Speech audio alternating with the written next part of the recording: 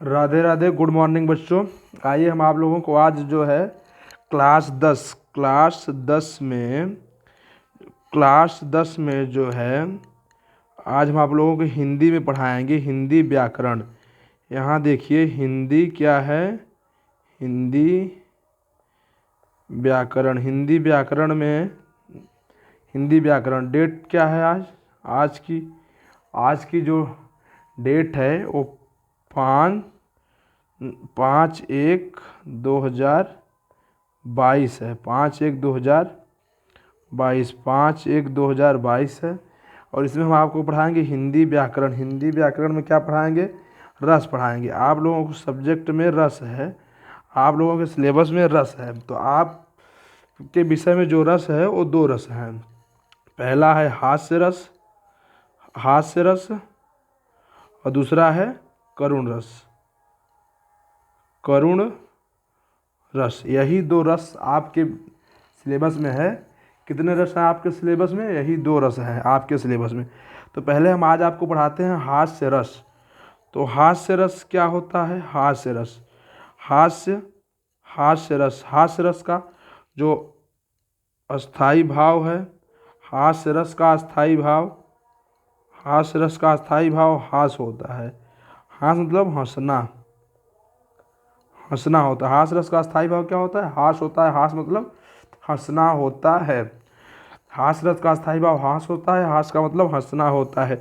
इसकी जो परिभाषा बनेगी या डिफिनीशन आप कह लीजिए इंग्लिश में, तो इसकी डिफिनीशन होगी जहाँ किसी व्यक्ति, वस्तु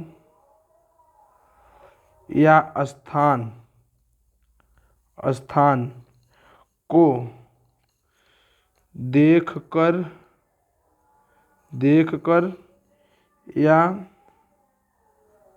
सुनकर हमारे हृदय में जो भाव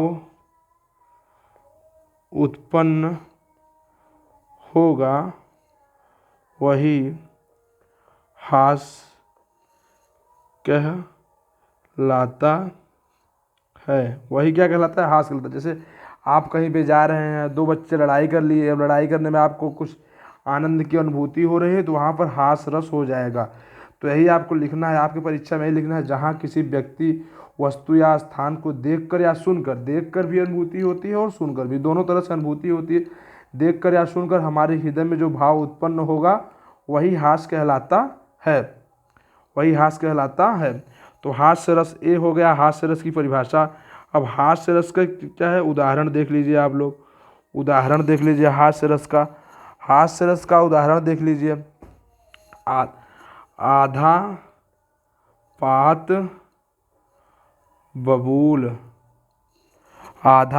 बबूल का तामे तनिक पिसान। आधा पात बबूल का तामे तनिक पिसान। लाला जी करने लगे छठे समासे दान। लाला जी करने लगे छठे समासे दान। आधा पात बबूल का तामे तनिक पिसान। लाला जी करने लगे छठे समासे दान। एक लाला जी हैं जो कि उनके पास धन भरा हुआ था, मगर वो दान नहीं कर रहे थे। और जब दान किए तो क्या करे? बबूल के पत्ता, जो बबूल होता है, जो बबूल मतलब जो बबूल गांव के भाषा में अगर बताएंगे तो जो बबूल होता है, उस बबूल के आधे पत्ते के बराबर थोड़ा सा पिसान लगा के दान कर रहे हैं, वो भी छठवें, तब एक दिन नहीं, महीना के छठवें माह में। तब साल भर में जो 12 महीना होता है, हर छठवें महीना में वो दान करते हैं। वो इतना दान करते हैं, सोचिए। जब इस चीज़ को आप देखेंगे, आप पढ़ेंगे, तो आपको हंसी की अनुभूति होगी। तो ये क्या हुआ? हास्य रस हो गया। हास्य रस आप लोगों को, ये पहला रस होता है हास्य रस, आप लोगों को क्या आ गया? अब आपका जो दूसरा रस है वो करुण रस है। करुण रस का क्या होता है? करुण रस का होता है करुण रस उसे कहते हैं जैसे किसी व्यक्ति का देख कर, मतलब जैसे हम भी उसी करुणा में शामिल, शोक करुण रस का क्या होता है? अस्थाई भाव। करुण रस का अस्थाई भाव होता है शोक। करुण रस का अस्थाई भाव शोक होता है। तो यहाँ पे आप परिभाषा बना लीजिए। करुण रस का अस्थाई भाव शोक होता है, जहाँ किसी व्यक्ति, वस्तु या स्थान को देखकर या सुनकर हमारे हृदय में जो शोक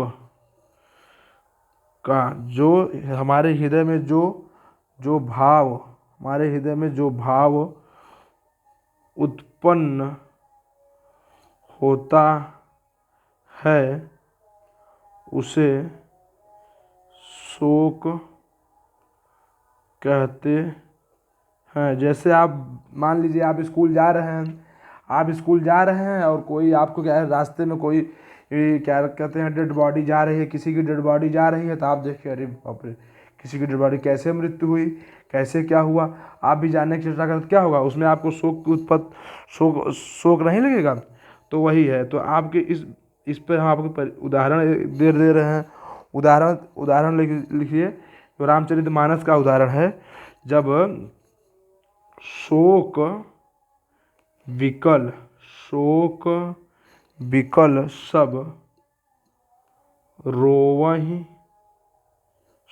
विकल सब रोवहीं, रानी रूपशील बल तेज बखानी।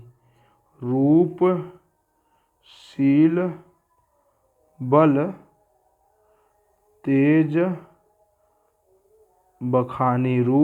बल तेज बखानी।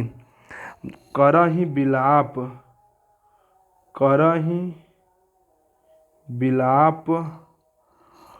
अनेक प्रकारा। परहि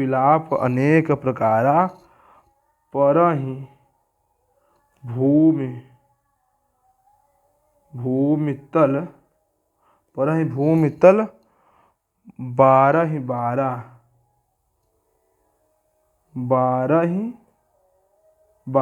वहाँ पे नहीं आ पाया पूरा, इसलिए हम 12 यहाँ पे लिख दिए। तो ये आप चीज़ें समझ में आ गई कि क्या होती है हास्य रस, करुण रस में शोक विकल सब रोवहि रानी, रूपशील बल तेज बखानी। करहि बिलाप अनेक प्रकारा, परहि भूमितल बारह। जब क्या होता है, जब क्या नाम है, रामचंद्र जी वन को चले जाते हैं और इधर राजा दशरथ की मृत्यु हो जाती है, तो सब रानियाँ क्या करती हैं, सब रानियाँ रोने लगती हैं। तो वही ये तुलसीदास जी ने लिखा है, वही आपको मैंने यहाँ पे उठा के दे दिया। शोक विकल, इसको याद कर लीजिएगा अच्छे। शोक विकल सब रोवहि वह रानी, रूपशील बल तेज बखानी। करहि बिलाप अनेक प्रकारा, परहि भूमितल बारह। यही कक्षा 10 में जो रस है, यही इतना रस आपके कक्षा 10 में है। हिंदी व्याकरण में जो रस है, रस में आपके 2 रस हैं। कौन कौन से, एक बार रिवीजन कर लीजिए, कौन कौन से रस है। हास्य रस है, करुण रस है। तो हास्य रस, करुण रस में पहला रस हास्य रस होता है। इसका अस्थाई भाव हास होता है, हास मतलब हंसना होता है। और इसकी परिभाषा बनाएंगे तो जहाँ किसी व्यक्ति, वस्तु या स्थान को देखकर या सुनकर हमारे हृदय में जो भाव उत्पन्न होगा वही हास कहलाता है। किसी व्यक्ति रास्ते में जा रहे हैं, कहीं पर भी जो भी क्रियाएं हो रही हैं उसको देख करके आपको जो भी अनुभूति होगी वही हास कहलाएगा। तो हास कहलाएगा। तो इसका एक उदाहरण, आधा पात बबूल का, तामे तनिक बिसान, लाला जी करने लगे छठे समासे दान। ये तो हो गया हास्य रस। करुण रस का स्थायी भाव, करुण रस का स्थायी भाव शोक होता है। जहाँ परिभाषा इसकी बना लीजिए, जहाँ किसी व्यक्ति, वस्तु या स्थान को देखकर या सुनकर हमारे हृदय में जो भाव उत्पन्न होता है उसे शोक कहते हैं। और इसका उदाहरण देख लीजिए। शोक विकल सब रोवहि रानी, रूपशील बल तेज बखानी। करहि बिलाप अनेक प्रकारा, परहि भूमितल बारह। तो आपको 2 रस पढ़ा दिया गया है, ऐसे ही पढ़ाते रहेंगे हम आपको। तो ठीक है, तो पढ़ाई चलती रहेगी और आप लोग अच्छे से पढ़िए और सभी लोगों को शेयर करिए और हमारे चैनल को सब्सक्राइब करिए, ज़्यादा से ज़्यादा बच्चे जुड़ पाएँ, जिससे ज़्यादा से ज़्यादा लोगों का कल्याण हो पाए। तो जय हिंद, जय भारत।